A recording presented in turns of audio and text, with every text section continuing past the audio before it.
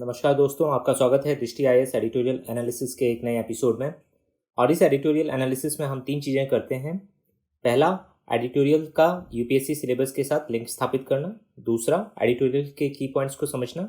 और तीसरा, कोई महत्वपूर्ण कॉन्सेप्ट जो इस एडिटोरियल में आया है और जो एग्जाम की दृष्टि से भी महत्वपूर्ण है, उस पर भी चर्चा करना। तो आइए शुरू करते हैं आज का एडिटोरियल एनालिसिस। आज का एडिटोरियल हमने द हिंदू से लिया है और ये 28 तारीख को आया है। एडिटोरियल का शीर्षक है वर्चुअल येट ओपन। यह एडिटोरियल इस बात की वकालत करता है कि अभी लॉकडाउन के द्वारा जो सिचुएशन उत्पन्न हुई है, इसका उपयोग किया जाना चाहिए जुडिशियल प्रोसेस को बेहतर बनाने के लिए। आइए अब देखते हैं इस एडिटोरियल का सिलेबस के साथ लिंकेज।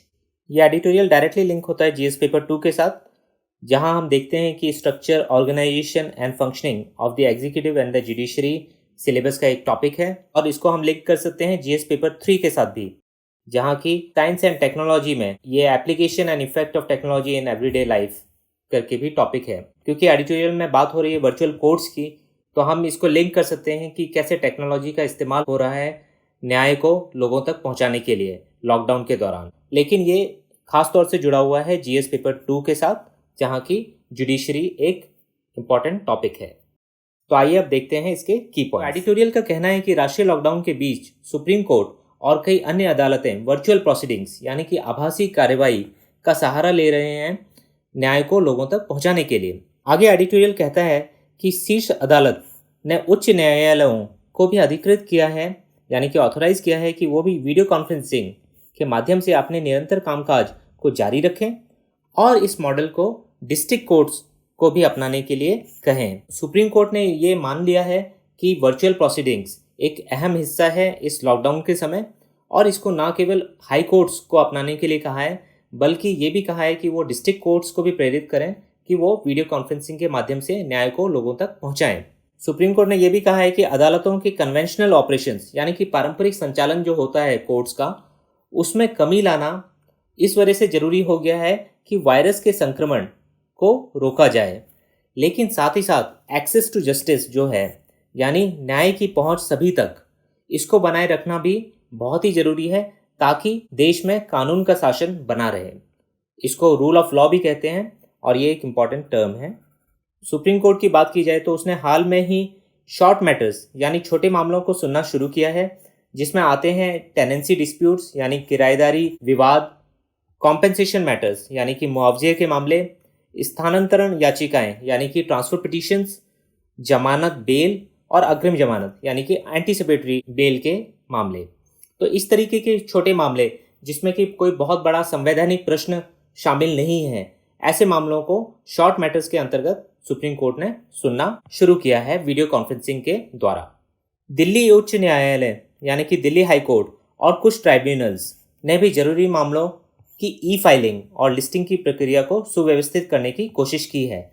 तो दिल्ली हाई कोर्ट और कुछ ट्राइब्यूनल्स भी हैं जिन्होंने ई वर्किंग को अपनाने की कोशिश की है और इसको एक व्यवस्था के रूप में ढाल रहे हैं। आगे एडिटोरियल में बताया गया है कि आभासी न्यायिक कार्रवाई को लेकर कुछ चिंताएं हैं, और इसमें सबसे बड़ी चिंता का विषय ये है कि क्या वर्चुअल कोर्ट्स यानी आभासी अदालतों के आ जाने से एक नया नॉर्मल स्थापित हो जाएगा, और क्या इसका मतलब ये होगा कि ओपन कोर्ट्स यानी खुली अदालतों के विचार से दूर जाना होगा, क्योंकि एक प्रौद्योगिकी आधारित न्याय प्रशासन यानी कि technology based administration of justice जो कि वर्चुअल कोर्ट्स के द्वारा प्रोवाइड किया जा रहा है, उसकी ओर जाने से वकीलों और लिटिगेंट्स उनकी व्यक्तिगत उपस्थिति की कोई ज़रूरत नहीं रहेगी।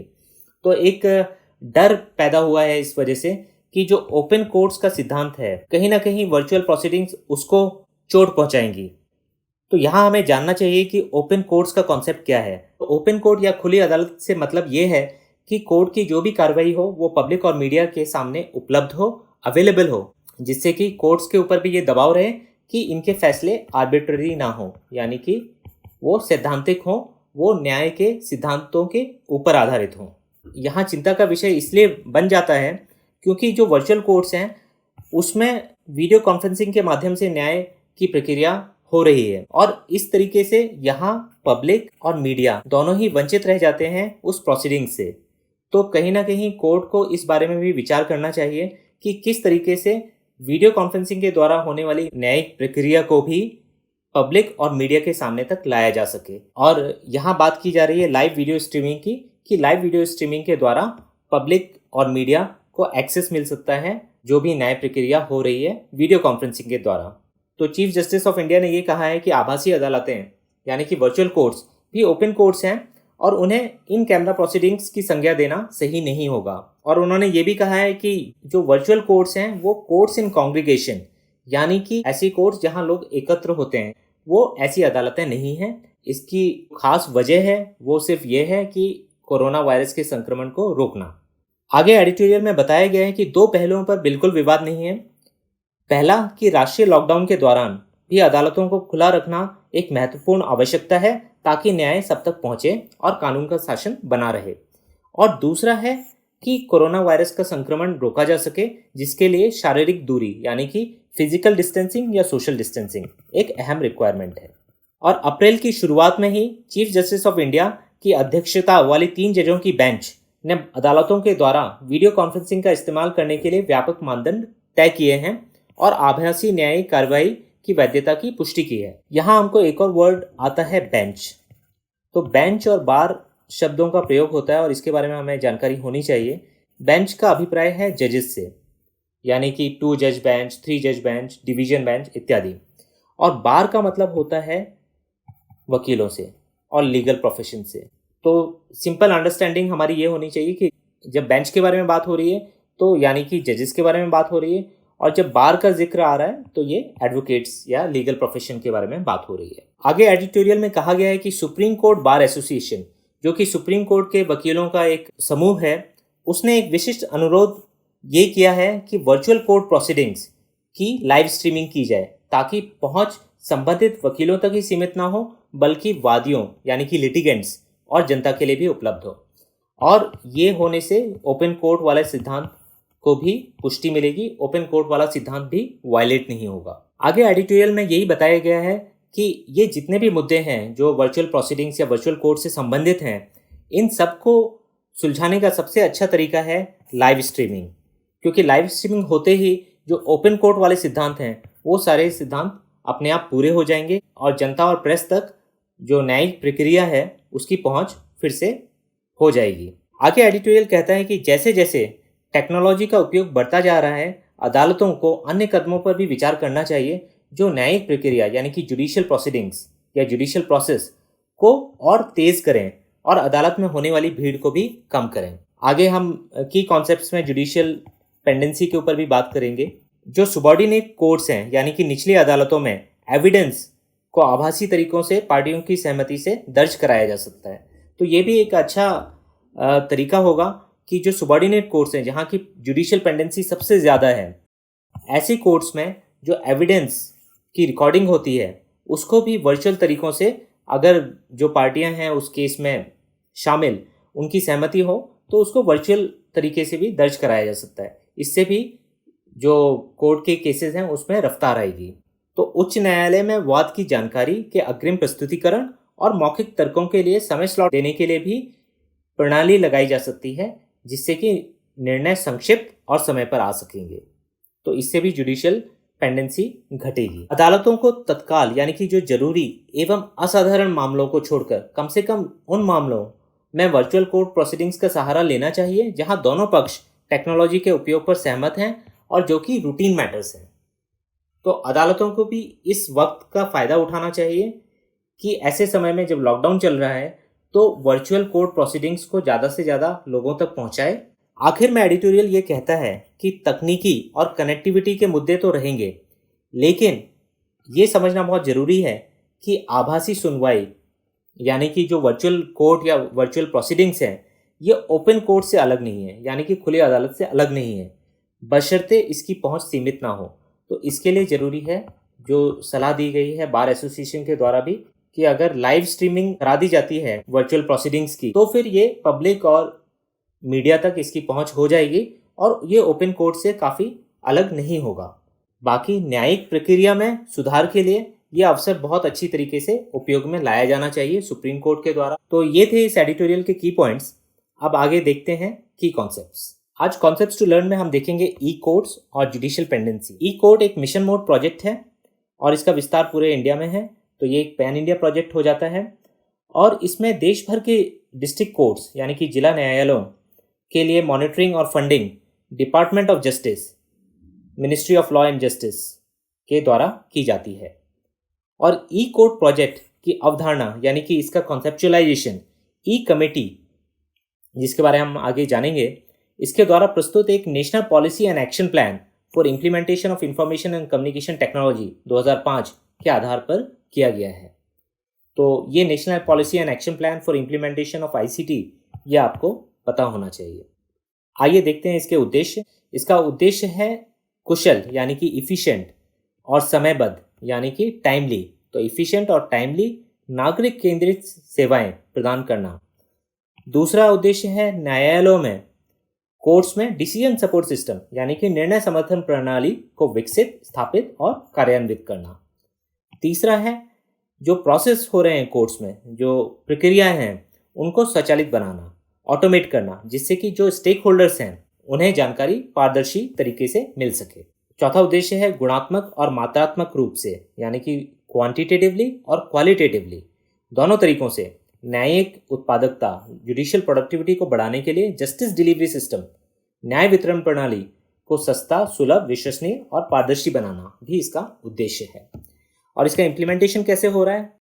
तो मिशन मोड प्रोजेक्ट चरण 1 हुआ 2010 से 15 के बीच में, दूसरा चरण 2015 से 19 के बीच में हुआ है और इसमें देश की जिला और अधीनस्थ अदालतों के आईसीटी यानी कि इंफॉर्मेशन कम्युनिकेशन टेक्नोलॉजी को सक्षम करने के लिए एक राष्ट्रीय ई गवर्नेंस परियोजना है और इसे भारत सरकार द्वारा 1670 करोड़ के कुल परिव्यय के साथ कार्यान्वित किया जा रहा है।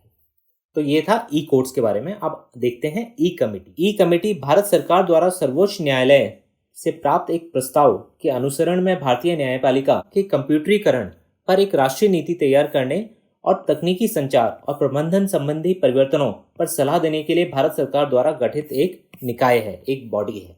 तो ई कमेटी बनाई गई है भारत सरकार द्वारा सर्वोच्च न्यायालय यानी कि सुप्रीम कोर्ट के प्रस्ताव पर और इसका मेन पर्पस जो है वो है इंडियन जुडिशरी का कंप्यूटराइजेशन करना। आगे बताया गया है कि न्यायपालिका में आईटी के उपयोग और प्रशासनिक सुधारों के लिए एक मार्गदर्शन मानचित्र प्रदान करने के लिए 2004 में ई समिति की स्थापना की गई। तो ये 2004 आपको याद होना चाहिए। ई समिति के कामकाज के संबंध में जो भी खर्च होते हैं, जिसमें अध्यक्ष, सदस्यों और सहायक कर्मचारियों के वेतन और भत्ता आदि शामिल हैं, ये भारत के सर्वोच्च न्यायालय के स्वीकृत बजट से ही मिलते हैं। तो ये सुप्रीम कोर्ट के बजट के अंतर्गत ही ई कमेटी चल रही है। एक एंड स्टेप ऐप भी बहुत जरूरी है, इसके बारे में आपको पता होना चाहिए। इसका फुल फॉर्म है national service and tracking of electronic processes और ये भारत में कोर्ट प्रक्रियाओं यानी कोर्ट प्रोसेसेस की सर्विस और डिलीवरी के लिए विकसित एक एंड्रॉयड ओएस ऐप है। तो ये case information system software Bharat के सभी न्यायालयों में मौजूद है आज की डेट में और ये CIS PDF प्रारूप में इलेक्ट्रॉनिक प्रक्रियाओं को उत्पन्न करने की सुविधा प्रदान करता है। और इससे क्या क्या लाभ मिल रहे हैं? एक तो पारदर्शी और प्रभावी है, तो ट्रांसपेरेंसी बढ़ती है, रियल टाइम स्थिति पता चल जाती है कि केस कहाँ पे अटका हुआ है, बेहतर नागरिक सेवा यानी कि सिटीजन्स को अच्छी सर्विस मिल पा रही है क्योंकि उन्हें पता चल रहा है कि उनका केस कहाँ तक पहुँचा है और ट्रैकिंग और निगरानी में भी ये हेल्प करता है।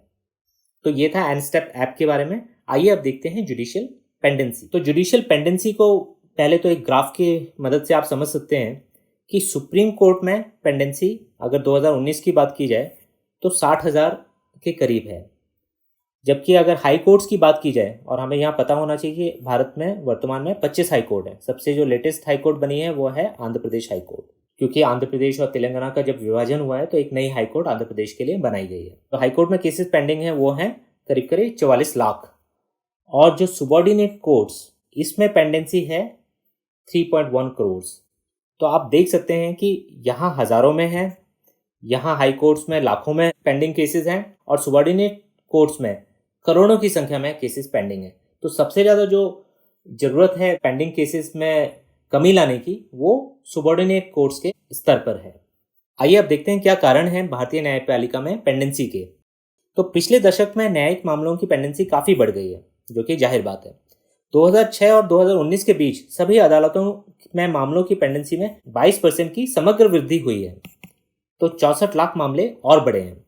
और अगस्त 2019 तक उच्चतम न्यायालय, उच्च न्यायालयों और अधीनस्थ अदालतों में 3.5 करोड़ से अधिक मामले लंबित हैं। इनमें से सबॉर्डिनेट कोर्ट्स में 87.3% से अधिक मामलों की पेंडेंसी है। इसके बाद 25 उच्च न्यायालयों के समक्ष 12.5% पेंडेंसी है। 0.2% के मामले उच्चतम न्यायालय के पास लंबित हैं। मामलों की बढ़ती पेंडेंसी का प्राथमिक कारण यह है कि हर साल दर्ज होने वाले नए मामलों की संख्या पुराने मामलों के निष्कर्ष तक पहुंचने से ज़्यादा है। तो जितनी तेजी से पुराने मामले निपट नहीं रहे हैं, उन पे फैसले नहीं आ रहे हैं, उससे ज़्यादा गति से नए मामले कोर्ट्स के पास लगातार आते जा रहे हैं। उच्च न्यायालयों में 8.3 लाख से अधिक मामले 10 वर्षों से ज़्यादा से लंबित हैं। यह उच्च न्यायालय के सभी लंबित मामलों का 19% है। तो आप देख सकते हैं कि कितना लंबा समय लग रहा है। और इसी प्रकार अधीनस्थ न्यायालयों में 24 लाख से अधिक मामले, यानी कि 8% जो मामले हैं उनका 8% 10 वर्षों से ज़्यादा समय से लंबित हैं। तो ये है बहुत ही बुरी स्थिति भारतीय न्यायपालिका में केस पेंडिंग होने की। इसके पीछे एक सुझाव तो ये आता है कि जजेस की संख्या बढ़ाई जाए, जिससे कि फैसले जल्दी से जल्दी हो सके। दूसरा एक सुझाव आता है कि ICT का यूज़ किया जाए, यानी कि इंफॉर्मेशन कम्युनिकेशन टेक्नोलॉजी और कंप्यूटराइजेशन, डिजिटलाइजेशन का प्रयोग किया जाए, जिससे कि इफ़िशियंसी और प्रोडक्टिविटी दोनों को ही बढ़ाया जा सके न्यायपालिका में। तो ये सब था आज के एडिटोरियल में। आप देखते हैं कि प्रीलिम्स और मेंस इन दोनों में आपसे किस तरीके के सवाल पूछे जा सकते हैं। तो प्रीलिम्स में आपसे सवाल पूछा जा सकता है ओपन कोर्ट के बारे में, कि ओपन कोर्ट से क्या अभिप्राय है। ई कोर्ट के बारे में भी पूछा जा सकता है, ई कमेटी के बारे में भी पूछा जा सकता है, और एन स्टेप ऐप के बारे में भी सवाल आ सकता है। लेकिन ये एडिटोरियल ज़्यादा इंपॉर्टेंट है मेंस के पॉइंट ऑफ व्यू से, और ऐसे राइटिंग के लिए भी आपको इससे कुछ पॉइंट्स मिल सकते हैं। तो इसमें जो बात की गई है वर्चुअल कोर्ट्स की और वर्चुअल प्रोसीडिंग्स की, तो ये रेगुलर कोर्ट से किस प्रकार भिन्न है, इस पे सवाल आ सकता है। इससे किस तरीके के चैलेंजेस और अपॉर्चुनिटीज़ उत्पन्न होती हैं इंडियन जुडिशरी के लिए। और जो सबसे अहम है वो ये है कि जो पेंडेंसी ऑफ केसेस हैं अक्रॉस इंडियन जुडिशरी, चाहे वो सुप्रीम कोर्ट की बात की जाए, हाई कोर्ट्स की बात की जाए, या फिर डिस्ट्रिक्ट कोर्ट्स की बात की जाए, तो ये जो पेंडेंसी ऑफ केसेस हैं, इनको लेके आपके क्या सुझाव हैं, सरकार ने क्या कदम उठाए हैं, सरकार को और क्या कदम उठाने चाहिए। तो इस पे सवाल की काफ़ी संभावना बनती है, और ये आपको अच्छे से तैयार करना चाहिए। तो ये सब था आज के एडिटोरियल में। दोबारा मिलेंगे एक नया एडिटोरियल के साथ। धन्यवाद।